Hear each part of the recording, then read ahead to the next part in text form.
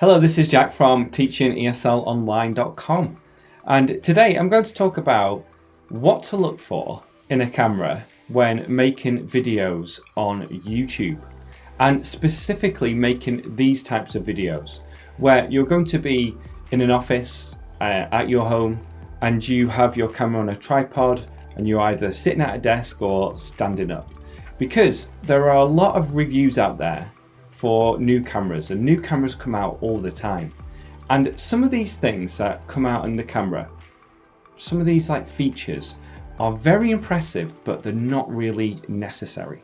So today I'm going to go over what to look for in a camera, the types of things that you just don't need, and then I'm going to give 3 recommendations at the end of the video too, and also some extra tips to help you make better videos. Just a quick background, I've been making videos here on YouTube since 2013, and I've gone through many cameras. However, over the past 2 or 3 years, I've been using this same camera, the Panasonic G80, and I foresee myself using this camera for the next 5 years at least, as long as it holds up. So it's been a great camera for me, and it wasn't too expensive, and the recommendations I'm going to give later should be within most people's budgets when it comes to getting a more professional camera and upgrading from a phone. So the first thing to look out for when getting a camera is either a flip out screen or an app that links with the camera. Now this one has both. It has a flip out screen that I can see, but I also have a app that I'm using right now, and this makes life so much easier. And a big part of making videos on YouTube is just making things easy for yourself. You don't want to have to set everything up, go into the features every time and try and get yourself in focus in difficult ways. You want to be able to just turn the camera on, focus and shoot. So a flip out screen allows you to know if you're in focus, but more importantly allows you to frame the shot as well. Now, I actually prefer the apps because you can zoom in and see if you're actually in focus or not. I am quite a long way from this camera, so it would be impossible for me to tell if I'm in focus. Now, we're going to talk about focus in a second, but a flip out screen, or more importantly an app that connects to the camera, for me is a high priority. Feature number 2 is good autofocus, or the ability to easily manual focus. Now, this used to be a big problem for me because I remember going on YouTube and looking up, how do I focus myself? Because I'm not behind the camera, so how do I focus myself? So I used to either use autofocus, which was never good on these Panasonic cameras, or I tried to manual focus, where I would manual focus my microphone or the chair and then come back and sit down. And sometimes I'd make these videos where I was speaking for 20 minutes and then realized I was out of focus. So focus is so important. It is going to save you a lot of headaches if you can get this right. So either get a camera with really good autofocus, and I'll talk about 2 recommendations later, or have it set up so it's easy for you to manually focus yourself. And I talked about that in the video where I discussed the best settings for Panasonic cameras. But very quickly, an app which allows you to press the autofocus button, so it autofocuses your face, but then it locks in on manual focus. So if you're sitting down and making a video like this, then you don't need good autofocus. You just need to be able to manually focus easily. So that's number 2, either good autofocus or the ability to easily manually focus yourself. The next one is 4K. Now, I am going to say it's not always necessary to use 4K, and a lot of people don't use 4K because of the file sizes and just the fact that a computer finds it very difficult to process this information. So if you're using something like Final Cut Pro and you have a slow computer, you probably won't be editing in 4K. But it actually future-proofs the camera somewhat, because maybe in 5 years it's going to be a must and everyone's going to be using 4K. To be honest, I was expecting 4K to be completely prevalent right now, but it's been a slow process. because of the issues that people have with file sizes and computer speeds. But I'd say get a 4K camera. Most are 4K these days. So the recommendations I'm going to give you all have 4K. So get a 4K one just to future-proof yourself, but know that you might be recording in HD instead of 4K. The next feature to look for is an audio jack, so that you can put on an external microphone, because all mirrorless or digital cameras, they don't have good internal audio. It's not what they're about. So find a camera that has an audio jack. Some of the great little point and shoot cameras, which you might be considering, don't have this. Having said that, most people are using external audio like this or some kind of boom mic. So for me, it isn't as important as it used to be. But if you're going to be outside and vlogging at any point, then you will need an audio jack.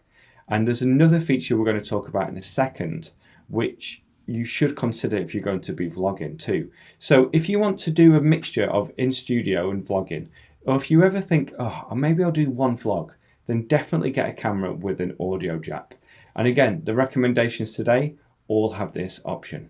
The next one is to have the ability to record your custom settings.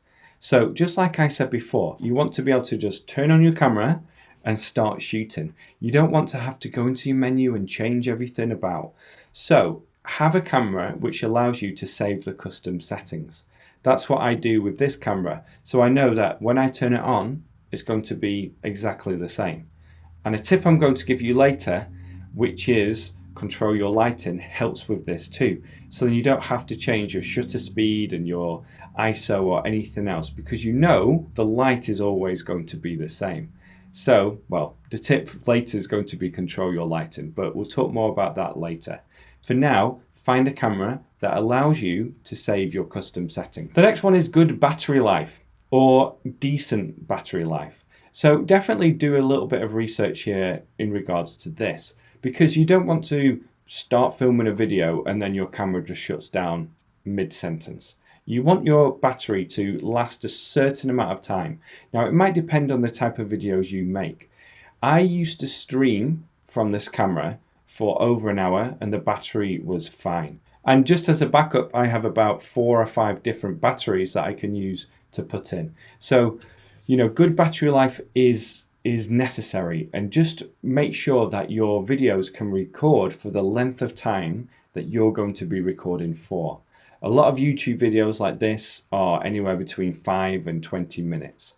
And most cameras have battery life that will easily allow for this. But do some research and think about the length of videos you're going to create, and just ensure that the battery is going to last for that amount of time. The next feature you might want to consider is clean HDMI output. And this just allows you to stream on your computer without the funny things on the screen, all the details on the screen. So do a little bit of research here if you are going to live stream. Now you're going to need a little piece of equipment, and I'll leave a link to that in the description in order to live stream. But this is great if you want to really increase the quality of your streams, and if your upload speed, your internet connection, is fast enough to do this. So I used to have super fast upload speeds, and I used to stream in full HD. So that's something to consider as well if you want to do high quality streams. So in summary, we've talked about a flip out screen, or even better, an app that allows you to control your camera settings. We've talked about 4K. We have talked about autofocus or manual focus, audio jacks, custom settings, good battery life, and also clean HDMI output. Now let's talk about some of the things that you don't need to worry about if you're only going to make videos like this. So the first one is really high-end specs. So for example, I'm going to recommend the G80 or the G7, the G90, which is an entry-level Panasonic mirrorless camera. Now the high-end camera in this line is the GH5, and it's a lot more expensive. Now the specs are better in terms of the bit rate and all this other kind of stuff that I don't quite understand. But the quality of video isn't going to be worth the extra money. And this is basically set up for people who want that extra quality when they're shooting in low light or they're out in the field and they just need these extra things. A lot of people are recording to external devices as well to get the highest quality image. Now, making videos like this, it's just not necessary. So if you're on a budget, then I recommend getting the entry-level version and then spending other money on things like lighting. We'll discuss that later. The next feature that just isn't important is IBIS, which is in-body image stabilization.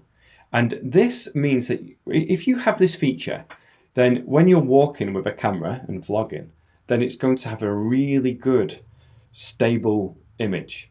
The ability to do this in these types of cameras is just incredible, and it's really improved over the years. So things like the GoPro series, the Panasonic cameras have great in-body stabilization as well, and just some of the new cameras have this feature. Now, if you're going to be vlogging, then definitely look at this, including the audio jack. But if you're going to be in studio, then it's just not necessary because you're going to put your camera on a tripod. So when I come to my recommendations later, bear this in mind when I talk about some of the options.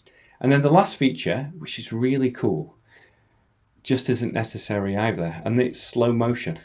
So a lot of the high-end cameras will have very good frame rates when it comes to slow motion and high quality slow motion.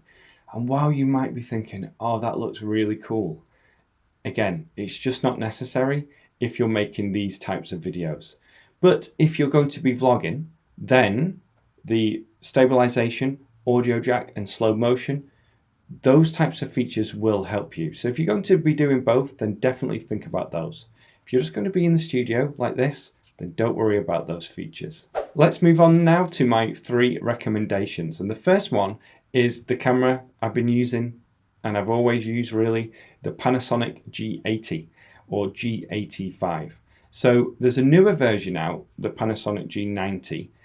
And from what I've read, there's not a big upgrade here. So save some money and you can get the Panasonic G80. Or you might even want to consider the Panasonic G7, which has many of the features I've talked about, and it doesn't have stabilization. And that was a big upgrade from the Panasonic G7 to the Panasonic G80. And I made this upgrade because I started vlogging. And when I started vlogging, I soon realized I don't want to be vlogging. And I know a lot of people who have done the same thing. They started vlogging and then they soon stopped vlogging. So look at the G7, look at the G80 and look at the G90 and just think about which one of those you want to get. But this camera has all these features I've talked about, and it does things very well. Now the picture profiles might not be the best, or some people say they're not the best, but I like to shoot on natural and then make a few edits, and I think the video looks great. The biggest drawback of the Panasonic range is the autofocus. It is terrible. I've tried so many things to improve it. It's okay when vlogging if you stay in the same range, but it can pulse. And you have to go really deep into the settings to make sure that it doesn't pulse and lock onto the background and then come to your face again. But to get around this, I just do the manual focus. And I'll leave a link to the video where I talk about exactly how to do this when it comes to using the app that comes with the camera. So that's my number 1 recommendation, the Panasonic series, either the G7, the G80 or the G90. But you might want to consider the Sony A6400. Now this is the latest line of the mid-range cameras for Sony, and I've had a little play with this camera and I've looked deeply into the specs and I quite like it. So it has one of those flip-up screens that comes to the top so you can see yourself. There is an app you can use to do all of these things we've talked about. The autofocus is fantastic, so you can more or less just set it and forget it and it will just stay on your face. And it has some really good picture profiles if you want to go deep into color correction.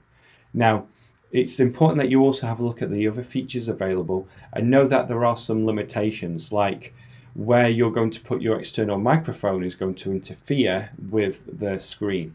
But for most people who want to do a video like this or want to, use audio like this or a boom mic, then that won't be an issue at all. And then another one you might want to consider is the Canon M50. Again, this has really good autofocus. I think it's the cheapest out of all of these. There are some drawbacks because when you record in 4K, the autofocus isn't as good and it crops in a lot. So you might want to get a really wide angle lens to account for this. And I'm not quite sure about the HD. A lot of people talk about the 1080p and say it's not that great on the Canon M50. But maybe just try it out in a shop and see what you think about it. And look at some of the side-by-side reviews of the 1080 between the Canon and the Sony and the Panasonic, just to make your mind up on this. But again, my recommendation is if you're going to be using manual focus, get the Panasonic, use the app, and enjoy the great features of this camera. And then once you get your camera, what I highly recommend doing is spending quite a bit of time getting used to it. So going into the settings, setting everything up for what you think it should be, and then testing footage. So record in 4K, put it on your computer, have a look at it, record in different picture profiles, put it on your computer, have a look at it, try and work out the manual focus to make sure you get it right first time. Go into your settings and just change everything and go on YouTube and have a look what other people are doing. Because it might take a little bit of time for you to get used to this camera, but once you do, put it in your custom settings and you're good to go every time. And then my next tip, which I've talked about before, is focus on the lighting so that your videos come out the same and that you can get some consistency with your videos. So I have two lights here, one light bouncing off the ceiling here, and then I black out the window on the door so that the lighting is always the same no matter what the light's like out there. So lighting is important, and again I'll leave a link in the comment section below and also the description where you can check out the kind of lights that I use and also some other effects that I use in here too. And then finally, look at audio as well. Audio is such a big part of video making, and like I said before, the audio in the cameras always terrible. Always terrible. This is my favorite setup right now. I've used a lapel mic, I've also used a boom mic, other stuff as well. So I'll leave some links to everything I use in the description. Okay, so in summary, focus on the features that you need to use, think about your budget, and then get a camera that is going to solve all these issues for you. So get a camera that's specific to you and what you want to achieve. And again, don't get caught up with review sites and videos that go deep into the settings, especially the high-end cameras, because a lot of people are doing this professionally and they're creating B-roll, they're doing corporate videos, they're doing other things as well, which we're not doing if we're making these types of videos here. So focus on what you need, don't get caught up with the hype, and find a camera and use it for as long as you can. So if you've enjoyed this video, then please like and share it. Check out the description for more tips and more resources if you want to create a business here on YouTube. And please like and share this video. Okay, thanks for watching. Bye-bye.